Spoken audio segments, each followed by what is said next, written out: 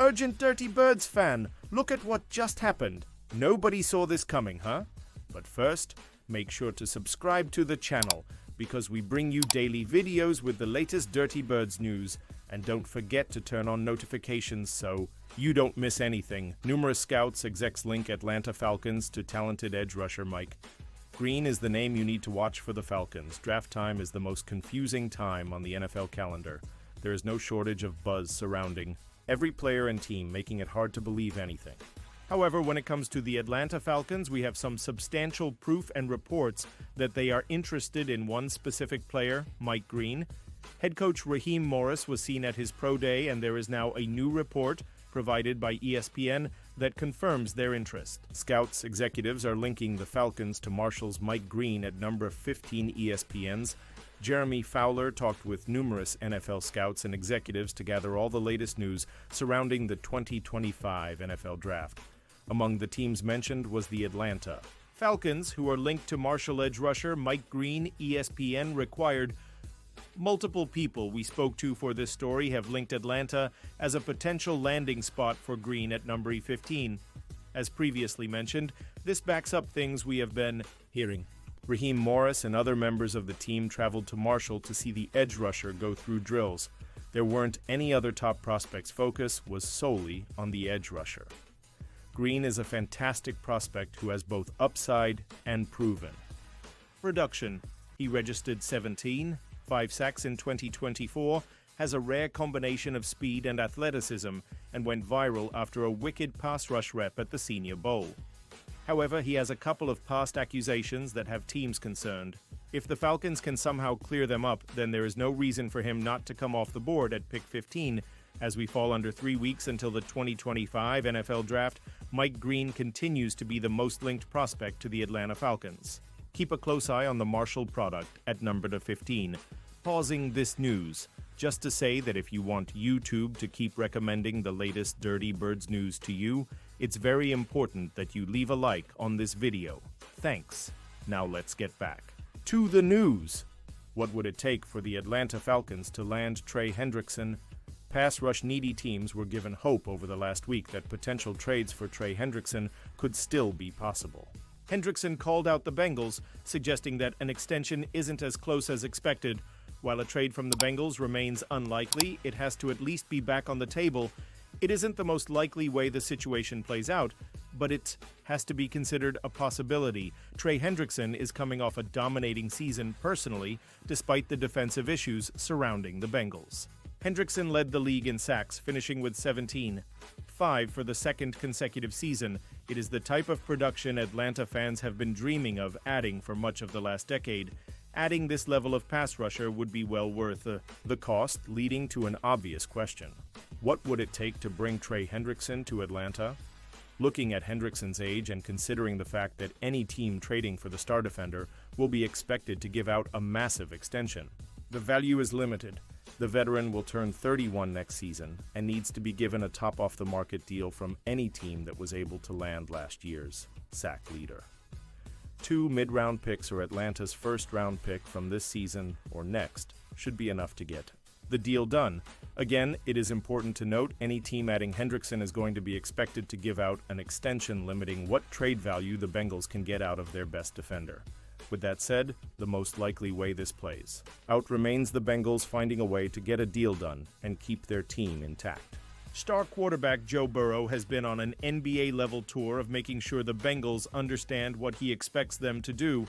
It is a rare move from a franchise quarterback and unquestionably one that has made the offseason more entertaining. Already, the Bengals have met Burrow's request by keeping Jamar Chase and T. Higgins both on the roster for the foreseeable future. Even with the recent bump in the road, the situation with Hendrickson likely ends the same way. Falcons trade lands haul of picks in this full 2025 NFL mock draft. Falcons need to find a way to trade down in the first round of the 2025 NFL draft. We are 3 weeks from the 2025 NFL draft. This is a critical time for Terry Fontenot and the Atlanta Falcons. They have to find a way to fix this defense. Fontenot's job is also on the line as concerning history has him standing on thin ice. He hasn't found enough impact players in the draft, especially on defense. This year's class will be under a microscope after a quiet free agency period. Trading down in the first round should be a priority, just as happens in this mock draft. Trade Falcons trade out of first round with Jaguars ATL receives number 36, 70, 88, 126, 2026. Second RD Jacks receives number 15 round 2, pick 36 Falcons draft Kenneth. Grant, DT, Michigan, the Falcons need to find a way to trade down and recoup the picks they have given away. The question is whether a team will be willing to trade with them. In this instance, the Jaguars offer a haul of picks to trade up 21 spots. Despite the trade down, Atlanta lands an elite talent in Kenneth Grant. The Michigan lineman can eat space with his 330-pound frame and develop into an impactful pass rusher. He brings much-needed beef to this smaller defensive line. Round 2, pick 46 Falcons draft Isaiah Thomas, CB, Florida State.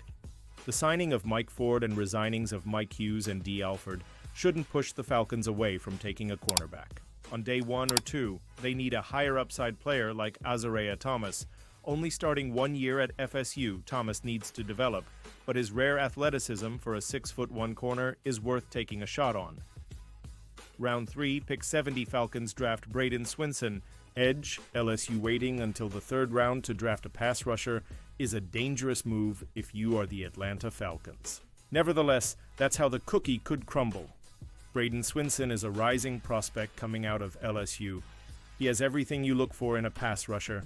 The Dirty Birds would hope to pair him with last year's 3rd round pick, Brylan Trice, to make a formidable pass rush. Round 3, pick 88 Falcons draft Terrence Ferguson, TE, Oregon using the other 3rd round pick from the Jaguars. Terry Fontenot takes a page out of last year's draft and builds for the future. Terrence Ferguson allows them to let Kyle Pitts walk next offseason. Round 4, pick 118 Falcons draft Ajani Cornelius. OT, Oregon same situation, as the last pick Caleb McGarry is in the final year of his deal and expressed his desire to retire after signing the contract 2 years ago. Losing him leaves a big hole on Michael Penix Jr.'s blind side.